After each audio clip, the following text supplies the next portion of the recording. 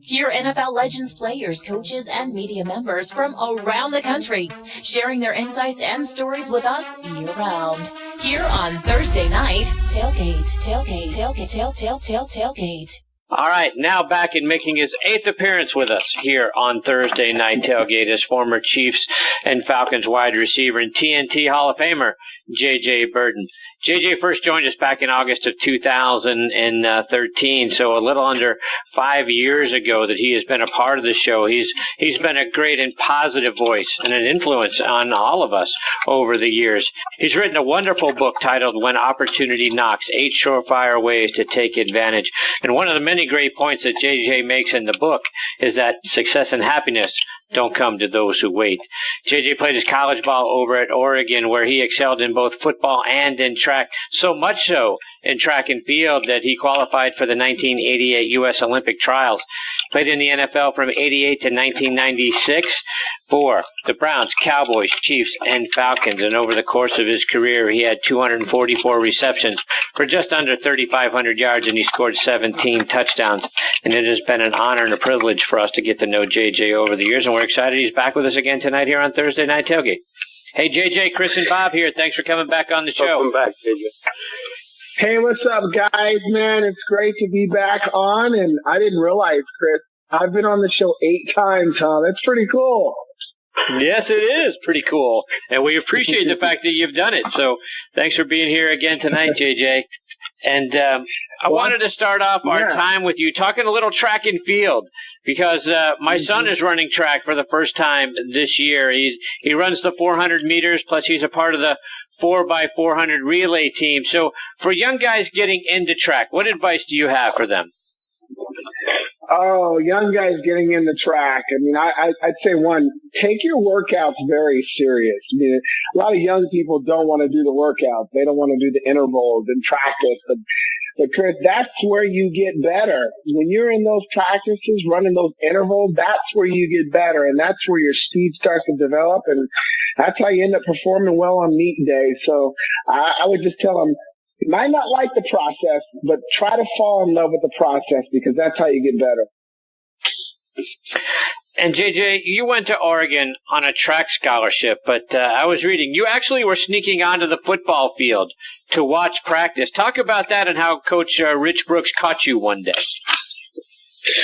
Yeah, so basically when I went to Oregon, I had a plan, because I was all-state wide receiver from Lake Ridge High School and outside of Portland, and all the colleges thought I was too small. The Division I schools thought I was too small to play football, so I figured I'm getting to college through track, and someone's going to let me play football. And so Oregon was where I chose to go, because when I mentioned the idea of me walking on in football, Coach Bill Dillinger and John Gillespie didn't balk at the idea. They said, you run the first year, we'll do what we can to help you get a chance to walk on the second year. So when year 2 came around, I started watching the practices, because I wanted to see if, okay, are these Division I football players that much bigger and better than me?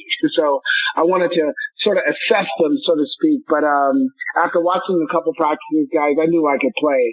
Now it was a matter of me creating the opportunity. And I had to get bold, and I stood on the field the next day, because I figured Coach is either going to kick me off the field or he's going to come talk to me. And sure enough, Rich Brooks at the end of practice walked all the way down that field where I was, and we had our conversation, and that was the beginning of the process of me getting on the football field. And, JJ, I want to get your thoughts on Oregon's team now, right? You look at last season, they finished 7-6 after finishing 4-8 in 2016. So your thoughts, what do you think they need to do to get back on track to being a top 10 team? Well, right now, I say I like what they're doing. Obviously, last year and the year before were not good years for the Ducks, who've been on a run for a long time. Guys, they've been on a run since I left Oregon in 1987. The program has really evolved. It's gained some respect, and they've had some great years, obviously. But last year, I like where we were going last year with Coach Willie Taggart, and then Coach Willie Taggart heads off to Florida State. But I like Mario, Cristobal, who is now the new head coach, I love that they stayed with a coach on staff and the philosophy he has. The guys are already buying into it. They're sold. And so I think, guys, they're on their way. They'll get things back on track. But we needed that stability, and I believe the coach we have in place is going to be able to get the program back on track. Bob, questions for JJ?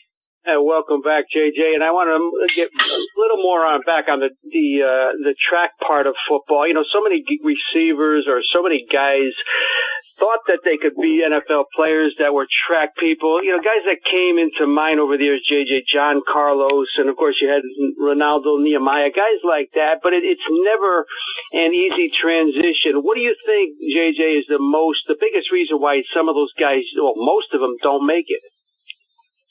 Well, I think the main reason is that they probably weren't used to playing the position. I don't know if those guys played in high school. I don't know how much they played. I don't know how much they trained. The advantage I had was, I only played 2 sports in high school, and it was football and track. And I was a true wide receiver. I mean, I practiced, I trained, I ran routes, I caught the ball. So I didn't have to learn this position when I got to the college level, which was going to be tough. And so it was an easy transition for me. But a lot of track guys, if you don't have that football experience, it's going to be a struggle because it's a total different way of running and training, because you go from just running a straight line to now you're running in pads, you got helmet on, you're breaking down, you're cutting. Oh, not to mention guys are trying to take your head off, So I remember when Ronaldo Nehemiah started playing, I was a huge Nehemiah fan because I ran the high hurdle, so I was so excited. But I remember watching some of his games, and I just thought, he's going to have a tough time making an adjustment. But, and that's what I was proud of, because I was known as one of those track guys who could actually catch the ball and run routes. Absolutely. And I wanted to take you back, JJ, to your rookie year. You got into 11 games and you caught 15 balls, but it was for a lot of yards, over 350 yards, and one was for 90 yards, and that was all from Steve DeBerg, and I think he was always, to me, an underrated guy. This is a guy that threw almost over 5,000 passes for almost 35,000 yards, JJ. What was it like, and what kind of chemistry did you have with him? Well, Steve was just, he was that crafty veteran. He had seen everything. And one of the things that impressed me about Steve was his ability to do play action. Play action is a normal component of the offense. But the way Steve did it, he would literally put the ball in the running back's stomach and leave it there as long as possible and then pull it out.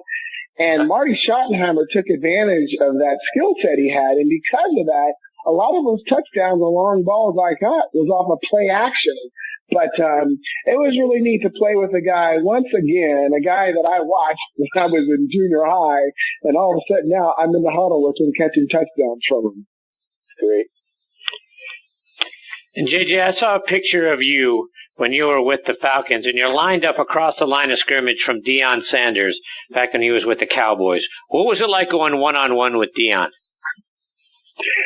Well, I clearly learned one thing from going against Deion, that he was the best cornerback I ever went against.